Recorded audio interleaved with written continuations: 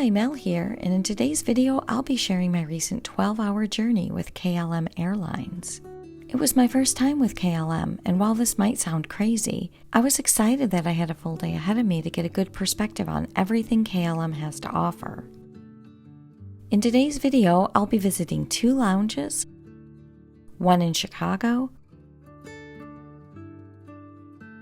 and one in Amsterdam, and trying out 2 different KLM business class products. Their new 777-300ER business class suite on a transatlantic route, and a typical intra-European business class seat on one of their 737-800s. My entire journey from Chicago to Amsterdam to Venice, Italy, lasted nearly 12 hours. So what did I think of my first experience with KLM? Did I have a great time, or was I thoroughly exhausted by the time I reached my final destination? I hope you'll come along with me today to find out. Also, stick around until the end of the video to find out what I paid for my flights. And if you enjoy this type of content, I hope you'll hit the like button and subscribe. And with that out of the way, let's get started.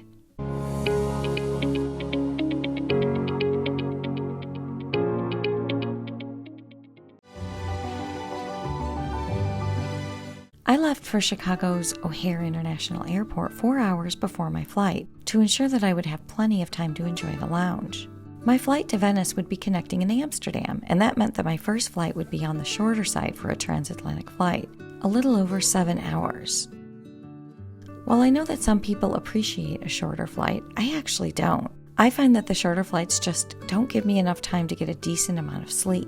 If I want to enjoy both the dinner service and the pre-arrival meal, there's only a window of 2 to 3 hours to get ready for bed and sleep. So for today's flight, I had a slightly different plan.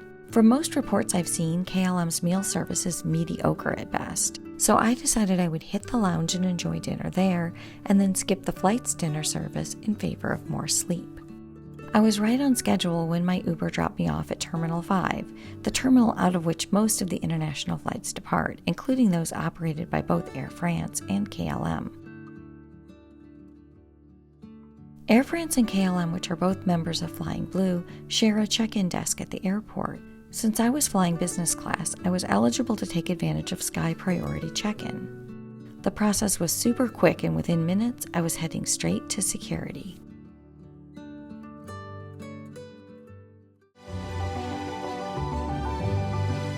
The lounge I would have access to before my flight was the Delta Sky Club. I was qualified for access because KLM and Delta are both part of the same alliance, the SkyTeam Alliance. The Delta Sky Club is located between gates M11 and M13. So after exiting security, I passed by the duty-free shops and followed the signs pointing me in that direction. I reached the lounge quickly,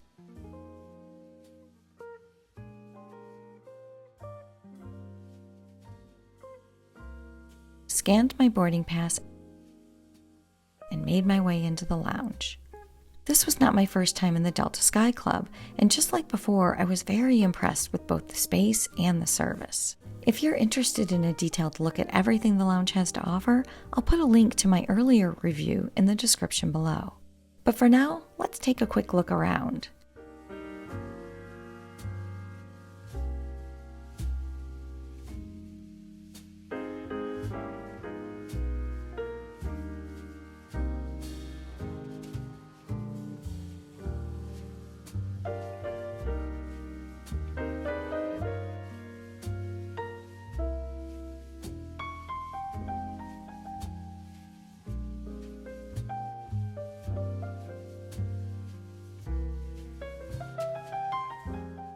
I was glad that the food looked as good this time as it had on my previous visits. I made my selections and found a very quiet section of the lounge to enjoy my dinner. The food was actually quite good, and it made me happy I'd decided to eat here rather than on my flight. And just as I finished my meal, it was already time to head to the gate. My flight to Amsterdam was scheduled to depart at 4:25 p.m. from gate M18, which is quite close to the lounge, so I headed off with just enough time to make it. En route, I passed Frontera Grill, which I coincidentally love. The guacamole salad with chicken is unexpectedly better than anything you'd expect to find at an airport. So if you happen to come to O'Hare, I highly recommend this place. But for now, let's keep moving. But first, I have a confession to make. I tend to head to the gate as late as possible when I'm enjoying a lounge. And because I know the time and location of the departure beforehand, I often forget to double check closer to flight time. Usually it's fine and there are no issues with my more laid-back approach. But on this day, my departure time was moved up without me knowing it. By the time I looked, I was already running late.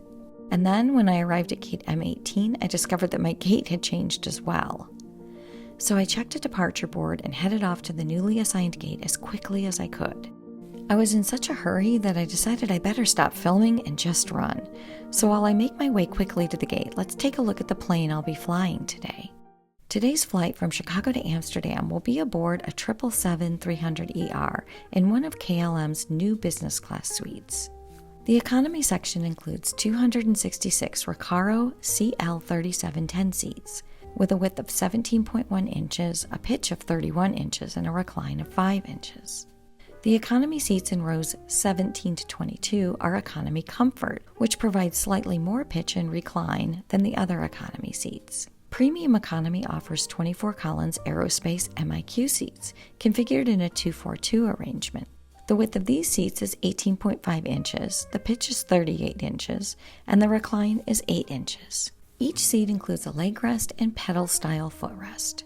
Business class offers 35 Jamco Venture seats arranged in a 1-2-1 configuration, giving each seat direct aisle access. The seats are 20 inches wide and convert into a 6-foot, 6-inch fully flat bed. And there are 2 business class cabins, a larger cabin in the front with 7 rows, and a smaller cabin in the back with just 2 rows. I personally wanted to avoid the smaller rear cabin because the galley in front of that cabin serves premium economy, so I suspect there might be too much foot traffic. Instead, I selected seat 4A for the flight. After a race to the gate, I made it on board just in the nick of time. I immediately liked the look and color palette of the cabin and my seat area. Waiting at my seat were a blanket and pillow, as well as both the food and wine menu. I sat down and found the seat to be quite comfortable. I had plenty of legroom and was pleased to see how private the space was due to the height of the seat walls. The flight attendant offered me a pre-departure drink, and I selected orange juice, which ended up being really good. There was also a bottle of water at my seat, nestled in a very convenient cup holder. While I wasn't planning to order dinner, here's a look at the menu so you can see what the options were for my flight. The main menu included an appetizer, side dish, main course, and dessert. Since I had only had dinner in the lounge, I decided that I'd order dessert before going to sleep. The only 2 options were a cheese plate or a sweet plate with a mix of small desserts, so of course I went for the sweets. The breakfast menu was also listed, but there were no options offered, only a predetermined set meal. The wine menu offered a limited selection of white wines, red wines, cocktails, mixed drinks, champagne, and non-alcoholic options. While waiting for the dessert, I took a look around my seat. To my left was a locker with headphones and some storage space. Nearby was a reading light, the remote control, and a magnetic port for the headphones. There's also a small pocket right next to the seat, which is convenient for storing small items that you want close by. You'll also find a shelf under the in-flight entertainment screen. And to the left is standard charging as well as USB ports, a nice modern touch. Another modern touch is the wireless charging for your phone on the countertop next to the seat. The seat controls are on the same side, with all the usual options for adjusting your position, turning on your light, and putting on the Do Not Disturb sign. But there's another option I don't usually see, a massage option. Very nice. You can also use the in-flight entertainment screen to control the lights. But did you notice something else when looking up? No air vents. Why, KLM, why? I guess I'll be using the coat hook for my cardigan because I'm guessing I'm in for a warm night. At least these new business class seats offer a closing door for privacy. It's more of a flexible partition than a solid door, but it definitely does the job. Before dessert arrives, let's check out the amenity kit. The pouch itself is quite cute, and I love the message on the strap. It actually unfolds into a very handy tote bag with pockets on the front. On the inside is a label that provides some more information on the construction of the bag. The amenity items inside include burgundy socks and a burgundy eye mask, earplugs and a small KLM pen, a bamboo toothbrush with toothpaste tablets, and face cream and lip balm by Marie Stella Maris. When dessert arrived, I saw that the plate included fresh pineapple alongside a few different sweets. The taste was nothing special, and it made me feel like eating my dinner at the lounge was actually a smart move. When I finished, the flight agent brought by an assortment of chocolates, and the dark chocolate piece I selected was actually really good. With food out of the way, I prepared for bed as quickly as possible. The bottom button on the control panel puts the seat in a lie-flat position.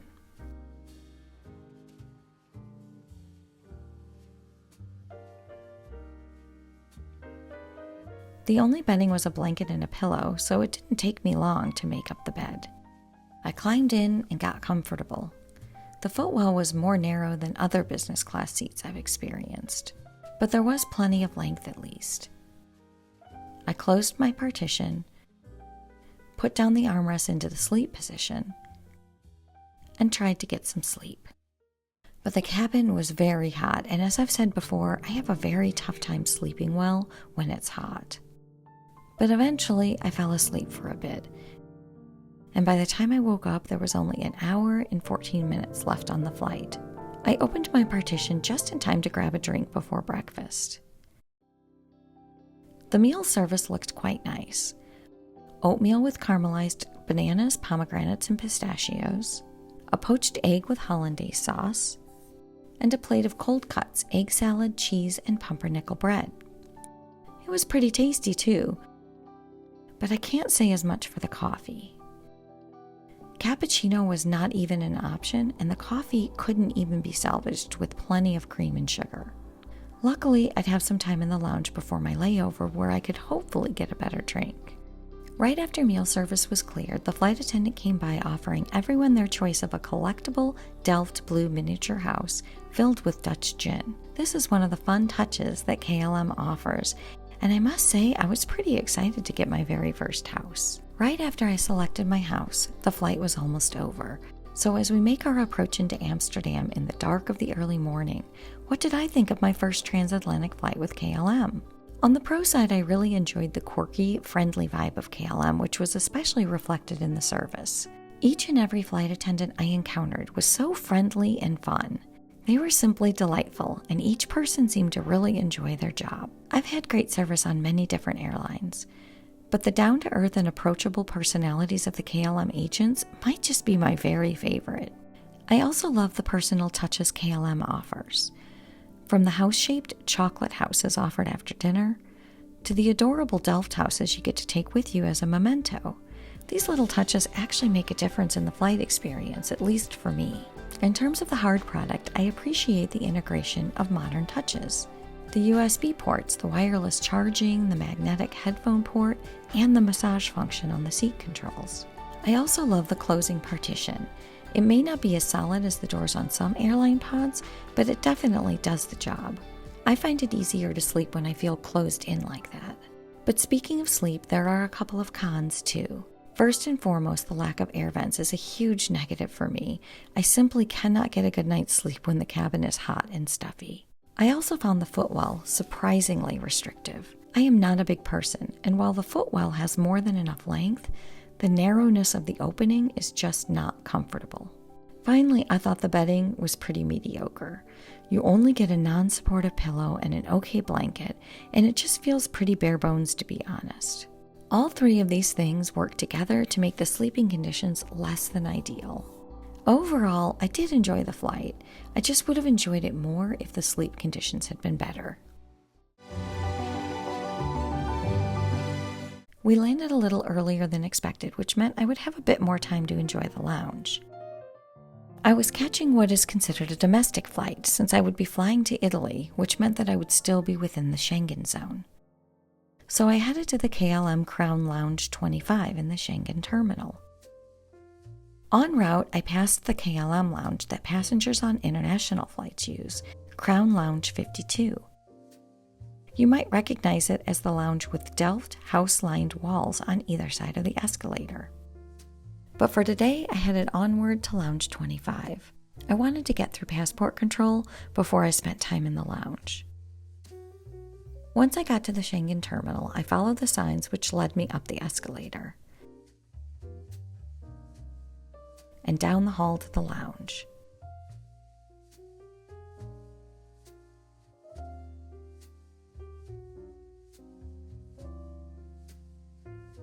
The lounge was actually nicer than I expected. It wasn't very busy at this early hour, and there were lots of nice seating options. Quiet places to get work done, plenty of food and beverage options,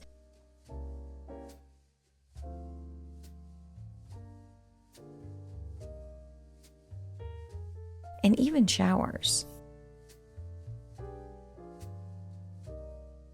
I wasn't very hungry after my big breakfast, but I was dying for a good cappuccino. And I really enjoyed every last drop. And before I knew it, it was time to head out again for my final flight of the journey.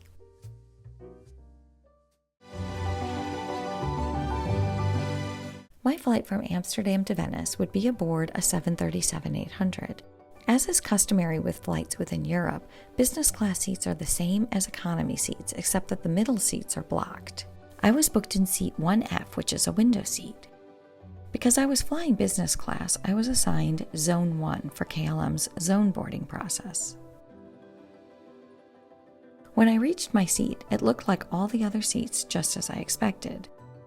But because I was in row 1, I had a little extra legroom. Also, as expected, the middle seat was reserved as empty in order to give business class passengers more space. I took my seat and glanced around. I ended up having the whole row of seats to myself. That's always nice. There's a literature pocket and a coat hook on the wall in front. And I was happy to find an outlet underneath my seat. The tray table is stored in the armrest. And when I glanced up, I was very happy to see individual air vents. Outside my window, the morning sunlight was casting a beautiful golden hue on everything. And moments later, we were pulling away from the jet bridge and taking off.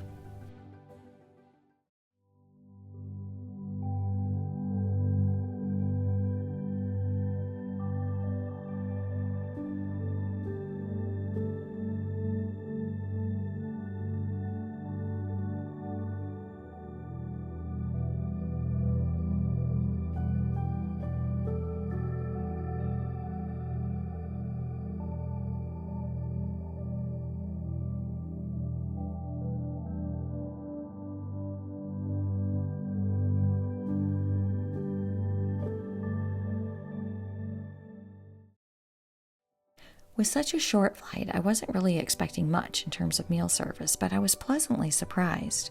I received a menu right after takeoff. And the meal I received was quite nice for a flight that was less than 90 minutes. Fresh fruit, yogurt, and muesli, a roll and butter, pancakes with berry compote, a cup of coffee, and a tropical fusion smoothie. I thought the recycled utensils were cute. And I loved both the coffee cup with its traditional blue and white design and the silver stir stick. During my meal, we flew over Switzerland, and the scenery was stunning. This seems like a good time to mention that the service on this flight was just as good as my first flight. I just love how friendly, happy, and approachable the crew members are. In fact, while flying over Switzerland, a flight attendant came over and we had fun chatting and enjoying the view together. Having such nice flight attendants 2 flights in a row makes me suspect that this is the norm with KLM. I'd love to hear if any of you have had similar or different experiences, so let me know in the comments. I finished my meal and everything was cleared quickly and efficiently, just in time for a beautiful landing in Venice, Italy.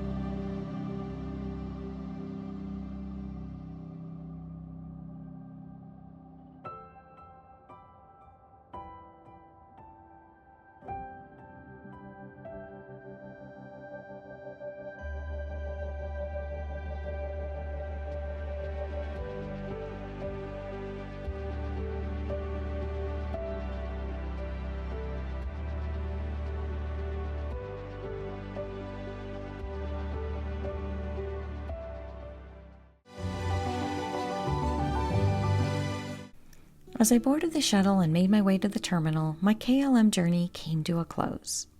Thanks for sharing the journey with me, and comment below if you have any questions. And if you've flown with KLM or visited one of their lounges recently, what did you think? I'd love to hear about your experience. In case you're interested in what I paid, the 2-segment journey cost 50,000 miles plus $226.60 in taxes and fees. But I had points in my Flying Blue account from the January 2024 built 150% transfer bonus for Platinum members. So my real cost was a mere 20,000 points plus $226.60. A true bargain. That's all for today. If you enjoyed this video, I hope you'll hit the like button, subscribe, and hit the notification bell. It's a great way to help the channel. Until next time, happy travels.